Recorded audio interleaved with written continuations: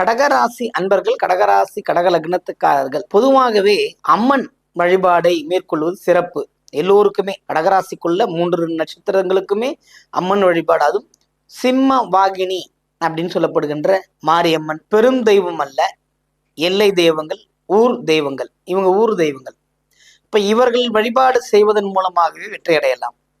எல்லாம் சொல்லுவாங்க, ஊருக்குள்ள இருக்கிற தெய்வத்தை போய் பார்க்க முடியலையா அப்படின்னா எதுவும் ஜெயிக்காது அப்படின்னு ஒரு பழமொழியே இருக்கு. ஏன்னா வீட்டில் இருக்கிறவங்க நம்மளை வழிகொண்டு பார்க்கிறவர்கள் அவர்கள் தான். அவர்களை வழிபாடு செய்வதன் மூலமாகத்தான் நாம் எல்லாவற்றையும் பெற முடியும்.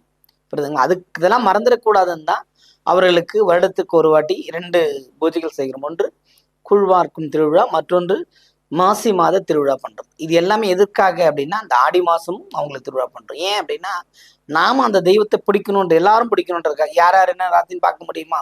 இப்போ கடகராசி என்பர்கள் அதிகபட்சமாக வணங்க வேண்டிய ஒரு தெய்வம் சிங்கத்தின் மேல் இருக்கிற அன்னையை வழிபடுவதன் மூலமாக உங்கள் ஆற்றல் மேம்படும், வெற்றியையும் பெறலாம்.